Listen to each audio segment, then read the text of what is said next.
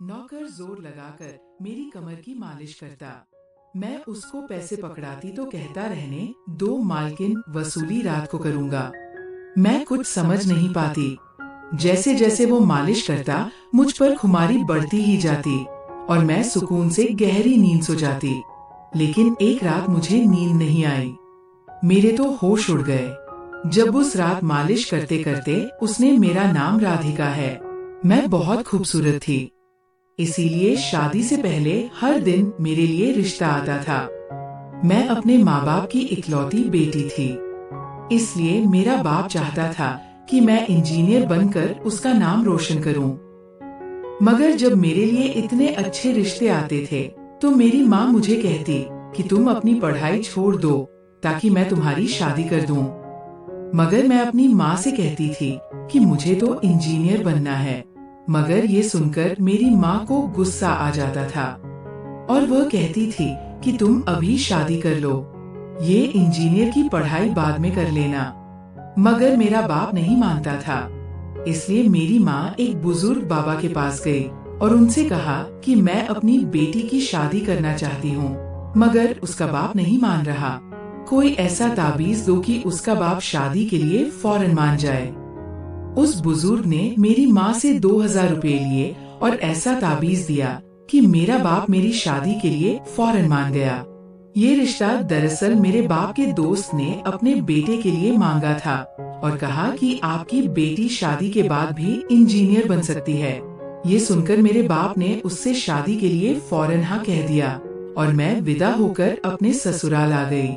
मेरे ससुराल वाले बहुत अमीर थे, इसलिए मैं और मेरे पति अलग घर में रहते थे। मेरा पति अपने बाप का बिजनेस संभालता था, इसलिए वो सुबह से शाम तक बिजी रहता था। मैं उसके घर गई तो वहाँ का ऐशो आराम देखकर मैं चौंक गई। मेरे पति ने मेरी सेवा के लिए कई नौकरानियां रखी हुई थी, मगर उसका एक नौकर धीरे धीरे मेरे करीब आने लगा। उस नौकर ने मुझसे कहा कि मैं यहाँ काफी सालों से काम कर रहा हूँ और आपके ससुराल वाले मुझे बिल्कुल घर के मेंबर की तरह ही समझते हैं।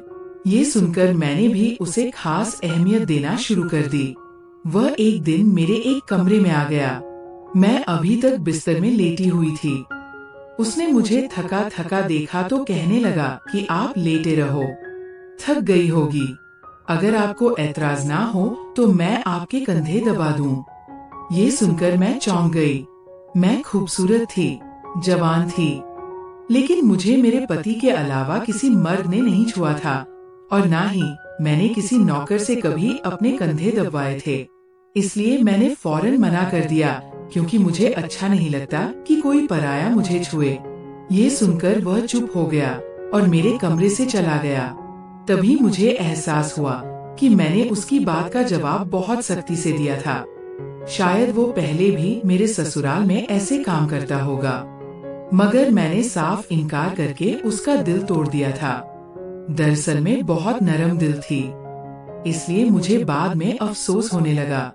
मैं उसके बारे में सोचने लगी कि ये नौकर तो काफी जवान और खूबसूरत है, मुझे इससे कंधे नहीं दबाना चाहिए था। शायद मेरे पति को ये बात अच्छी ना लगे।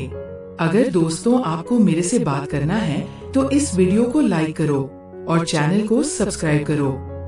और हाँ दोस्तों, क्योंकि जो सब्सक्राइब करेगा उससे मैं अपना नंबर भेज दूंगा, तो जल्दी से सब्सक्राइब कर लो। अगले दिन भी ऐसा हुआ। नौकर ने यही बात मुझे दोबारा कहा।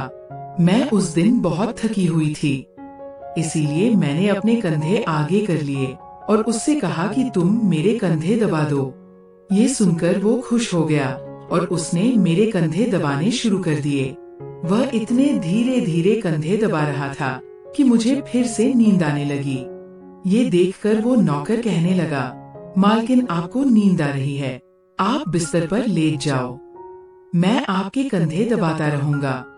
मैं जैसे मदहोशी में थी, इसलिए फौरन बिस्तर पर लेट गई। वह नौकर बिस्तर पर आ गया और मेरे कंधे दबाने लगा। उसके बाद मुझे होश नहीं रहा और मैं सो गई। मुझे नहीं पता था कि मैं कितने घंटे सोती रही। मेरी आँख खुली तो मैंने देखा कि वो नौकर अभी तक मेरे कंधे दबा रहा था। ये देखकर मुझे उस पर तरस आ गया और मैंने हाथ बढ़ाकर अपना पर्स खोली और कुछ नोट निकाले और उस नौकर के हाथ में रख दिए। ये देखकर वो शर्माने लगा।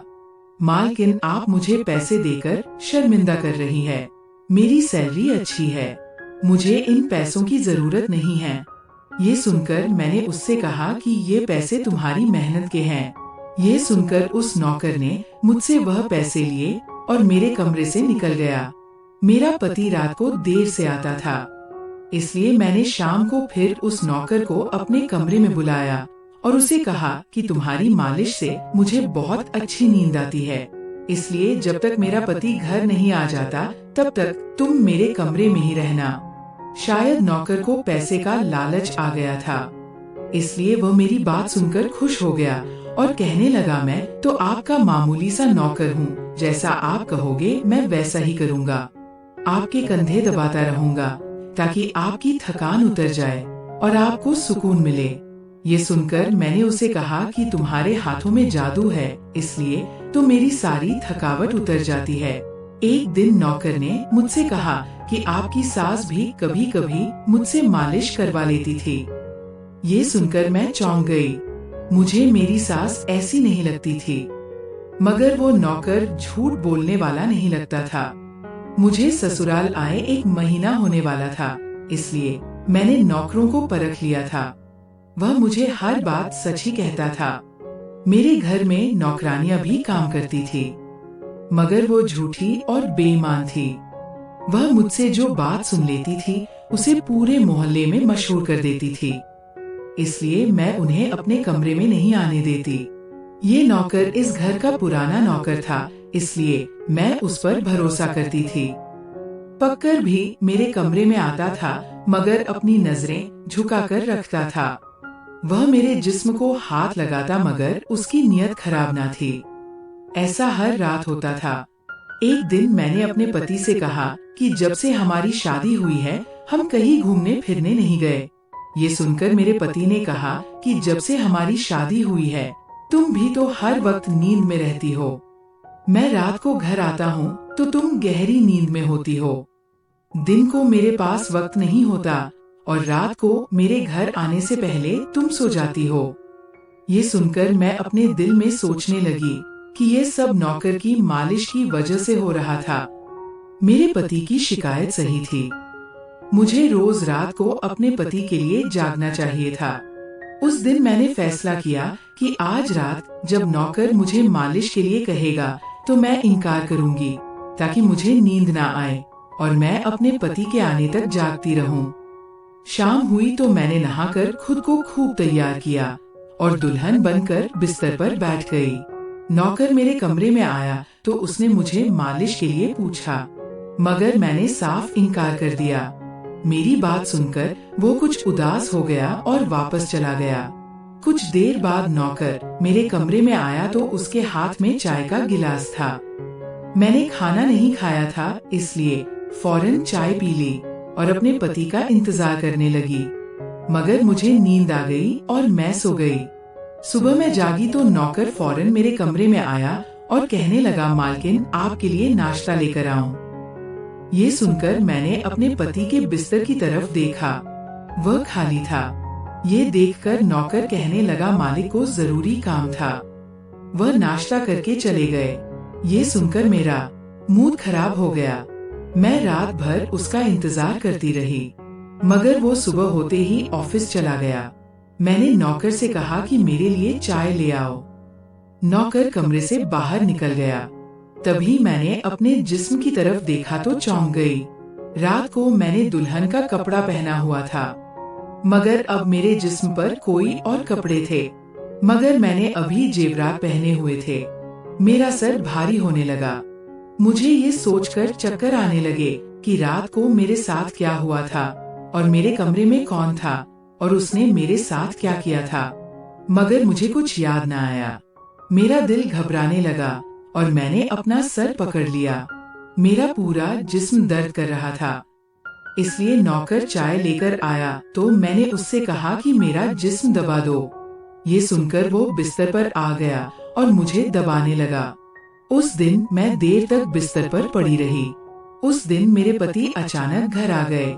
मैंने उसे देखा तो उस पर बरस पड़ी। मैं रात को तुम्हारे लिए दुल्हन बनकर जागती रही, मगर तुम नहीं आए। ये सुनकर मेरे पति कहने लगे, मैं रात को कमरे में आया तो तुम गहरी नींद में थी, इसलिए मैंने तुम्हें नहीं जगाया। ये सुनकर मैं चौंक गई, मगर मेरे कपड़े किसने बदले और नींद पूरी होने के बावजूद मेरा जिस्म क्यों दर्द कर रहा है? मैं उलझ गई थी। मेरे पति कहने लगे, अच्छा ठीक है, मूड खराब करने की जरूरत नहीं है। मुझे आज रात एक काम के सिलसिले में बाहर जाना है, इसलिए देर हो जाएगी। मगर अभी मेरे पास 3 से 4 घंटा फ्री है। अगर तुम कहो तो हम अभी कहीं बाहर जा सकते हैं। ये सुनकर मेरा मूड खुद ब खुद ठीक हो गया और मैं सारी रात वाली बातों को भूलकर खुश हो गई। शादी के बाद ये पहला मौका था कि मैं अपने पति के साथ कहीं बाहर जा रही थी। मैं जल्दी जल्दी तैयार होने लगी, जबकि मेरा पति गाड़ी में बैठकर मेरा इंतजार करने लगा। उस वक्त नौकर मेरे कमरे में आ गया और मुझसे पूछा, मालकिन आप कहीं जा रही हैं क्या? ये सुनकर मैंने उससे कहा कि हाँ, मगर तुम क्यों पूछ रहे हो? ये सुनकर नौकर कहने लगा, मैं आपका नौकर हूँ, मगर आपको यही सलाह दूंगा कि आप बाहर नहीं जाओ, क्योंकि आपका जिस्म थक जाएगा। ये सुनकर मुझे गुस्सा आ गया और मैंने उससे कहा कि तुम मेरे नौकर हो, मेरे पति बनने की कोशिश मत करो। ये कहकर मैं बाहर चली गई। ना जाने मुझे किस बात पर गुस्सा आ गया था। मैंने उस नौकर को खूब खरी सुना दी, वह भी अपनी औकात जान गया था। तभी तो मैं जब घर आई तो वह मेरे सामने नहीं आया। मेरे पति मुझे गेट पर उतार कर वापस बाहर जा चुके थे, जबकि मैं अंदर आई तो मेरा सारा जिस्म बुरी तरह दुख रहा था। शायद मेरे जिस्म को मालिश की आदत हो गई थी। तभी तो रात होते ही वो मालिश के लिए तड़पने लगता था, लेकिन मैंने उस नौकर को नाराज कर दिया था, इसलिए आज वो मेरी मालिश करने नहीं आया, मगर मुझे उसकी जरूरत थी। इसलिए मैंने एक नौकरानी को बुलाया और उस नौकर को बुलाने को कहा। थोड़ी देर गुजरी थी कि वो नौकर मेरे कमरे में आ गया, मेरे बिस्तर पर बैठ गया और चुपचाप मेरे कंधों को दबाने लगा।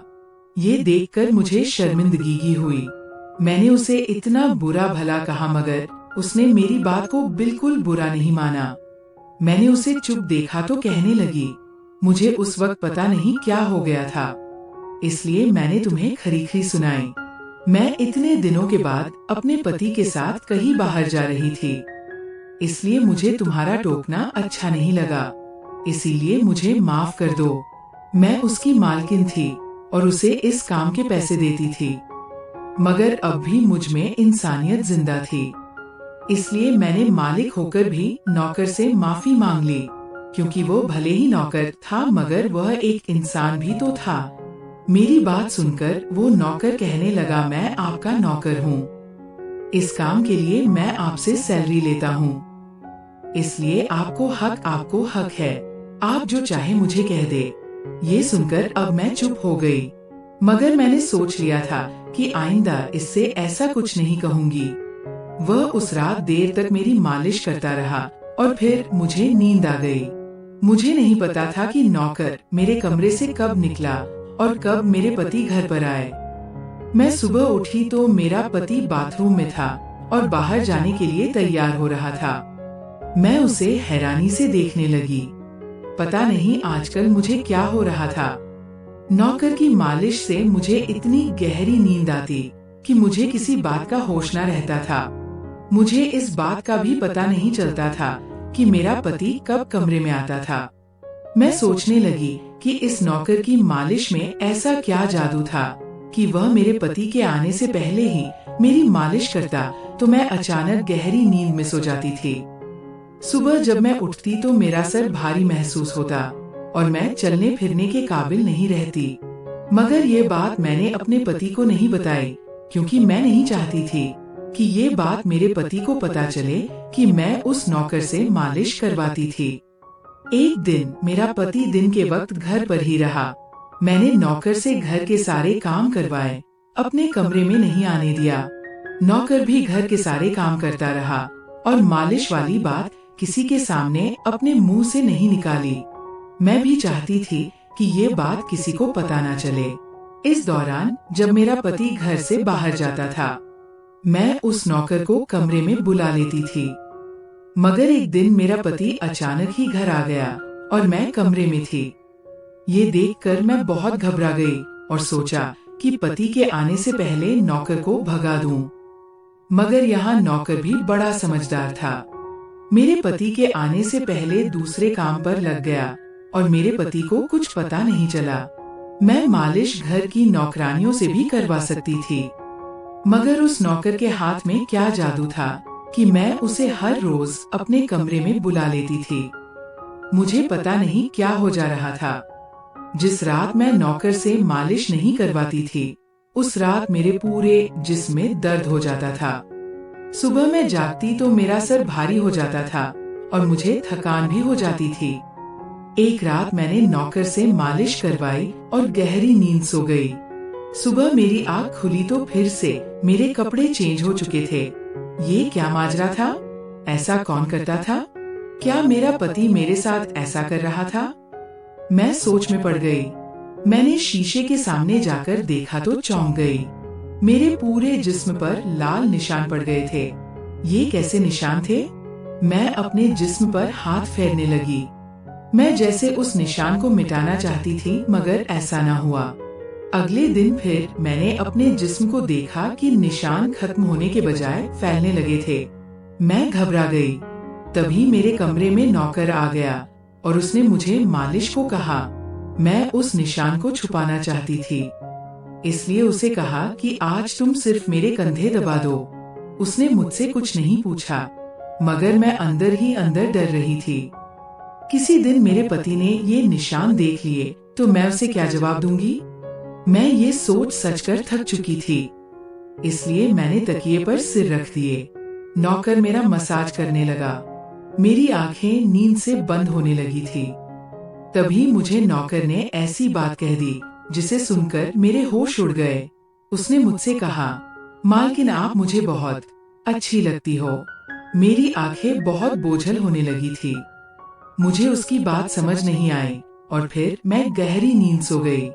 सुबह मेरी आँख खुली तो मेरा पति भी बिस्तर में लेटा हुआ था। मेरा सर भारी हो रहा था और जिस्म दर्द से छूट रहा था। मगर उसके बावजूद मैं अपने पति के करीब गई और उसे धीरे से उस निशान के बारे में बता दिया। मैंने सोचा कि ये निशान बढ़ रहे थे, इसलिए मुझे ये बात अपने पति को बता देनी चाहिए। ये सुनकर मेरे पति ने मेरे जिस्म से कपड़ा हटाया तो वो उछल पड़ा।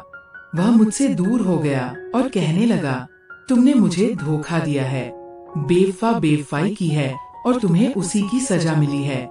ये कोई बीमारी नहीं है, बल्कि तुम्हारा गुनाह है। मुझ में क्या कमी थी जो तुमने दूसरा मर्द तलाश कर लिया? मैं काम में बिजी था। मर तो नहीं गया था कि तुमने एक और चक्कर चला लिया। ये सुनकर मैं हक्का बक्का रह गई तरगी। मैंने उससे कहा कि यह आप कैसी बातें कर रहे हैं, मैं बेकसूर हूँ। मगर मेरा पति हंसने लगा और कहने लगा, ये निशान बता रहे हैं कि तुम गुनहगार हो, इसीलिए मेरे घर से निकल जाओ। मैं तुम्हें तलाक के पेपर भेज दूंगा। उसने मुझे धक्के मार मार कर घर से निकाल दिया। मैं रोते हुए अपने माँ बाप के घर आ गई और उन्हें अपनी बेगुनाही का यकीन दिलाया। वह मेरे अपने थे, इसलिए उन्होंने यकीन कर लिया। उन्होंने कहा कि वह मेरे पति से बात करने जाएंगे, मगर उनके जाने से पहले ही तलाक के कागज आ गए और मेरी हंसती मुस्कुराती दुनिया उजड़ गई। मैं इसका जिम्मेदार किसको ठहराती? कोई भी तो नहीं था। मैं कई दिनों तक रोती रही। मुझे ऐसा लगने लगा था जैसे मैं मरने वाली थी। एक दिन मेरी माँ मेरे कमरे में आई और कहने लगी कि तुमसे कोई मिलने आया है। मैं भाग कर गई कि शायद मेरे पति आए हो, उसे मेरी बेगुनाही का एहसास हो गया हो। मगर वहाँ मेरा पति नहीं था, बल्कि वही नौकर था जो उसके घर काम करता था। मैंने उसे आने का कारण पूछा तो वह कहने लगा, मैं आपके उन निशानों के बारे में जानता हूँ। ये सुनकर मैं चौंक गई। मैंने उसको कसकर पकड़ा और उसके शर्ट का बटन एक झटके से खोल दिया। मुझे अब समझ आया कि मेरे पति ने मुझ पर इतने गंदे इल्जाम क्यों लगाए थे। ये कहकर मैंने नौकर के सीने पर मुक्के मारने शुरू कर दिए। मैंने कहा, ये निशान मेरे जिस्म पर कैसे आए? तुमने मालिश के बहाने मेरे साथ क्या क्या किया था? मुझे सच सच बताओ। ये सुनकर नौकर ने मेरे दोनों हाथ पकड़ लिए और कहने लगा, मेरा नाम सौरभ है और मैं तुम्हारे साथ कॉलेज में पढ़ता था, मगर मुझे तुमसे प्यार हो गया।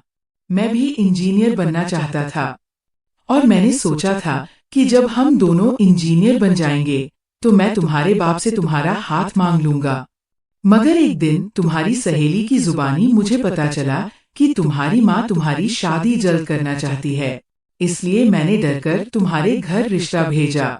मगर तुम्हारे बाप ने इनकार कर दिया और कहा कि मैं अपनी बेटी की शादी तब करूंगा जब वो इंजीनियर बन जाएगी। इसलिए मैं टेंशन फ्री होकर अपनी पढ़ाई करने लगा। मुझे एक हफ्ते के लिए अपने कजिन की शादी के लिए शहर से बाहर जाना पड़ा। तभी तुम्हारी शादी हो गई। वह ये सब मुझसे कह रहा था और मैं चुपचाप उसे देख रही थी। जब मैं वापस आया तो मेरी मोहब्बत किसी और की दुल्हन बन चुकी थी। मैं तुम्हारे प्यार और दीवानगी में तुम्हारे ही घर का नौकर बन गया ताकि मैं तुम्हारे करीब रह सकूं। मैं तुम्हारे करीब आना चाहता था, इसलिए मालिश के बहाने तुम्हारे कमरे में आ जाता था और रात को तुम्हारी चाय में बेहोशी की दवा मिला देता था ताकि तुम सोती रहो और तुम्हारा पति तुम्हारे करीब ना आ सके, क्योंकि तुम मेरी थी। मैं तुम्हें किसी और के करीब नहीं देख सकता था। ये सुनकर मैं हक्का बक्का रह गई। क्या तुमने मेरे साथ कभी कुछ गलत किया? ये सुनकर उसने मेरा हाथ अपने सर पर रख लिया और कहा, मैं तुमसे प्यार करता था, इसलिए तुम्हारी इजाजत के बगैर मैं तुम्हारे साथ कुछ नहीं करना चाहता था। ये सुनकर मैंने उस निशान की तरफ इशारा किया जो हम दोनों के जिस्म पर थे। ये सुनकर वो हंस दिया और कहा कि मैं इंजीनियर हूँ और ये सिर्फ इन्फेक्शन है। ये मैंने इसीलिए किया ताकि तुम्हारे पति को हम दोनों के ऊपर शक हो जाए। ये कहकर उसने मुझसे माफी मांग ली और मैंने पूरे 1 साल उसे सजा देने के बाद माफ कर दिया और फिर उसके साथ शादी कर ली। तो मेरे प्यारे दोस्तों, ये थी हमारी आज की छोटी सी कहानी का पार्ट 1। आपको ये कहानी कैसी लगी कमेंट करके जरूर बताएं। अगर आपको ये कहानी पसंद आई हो तो इसे लाइक करें और अपने दोस्तों के साथ शेयर करें। अगर आप ऐसी ही और भी इंटरेस्टिंग और रोमांटिक कहानियां सुनना चाहते हो तो चैनल को सब्सक्राइब जरूर कर लें और बेल आइकॉन ऑन कर लें ताकि आपको मेरी हर कहानी समय पर मिल सके। क्या होगा अब आगे? क्या राधिका सौरभ के प्यार को स्वीकार करेगी या कुछ और बड़ा ट्विस्ट आएगा? ये जानने के लिए कल मिलेंगे पार्ट 2 के साथ। धन्यवाद।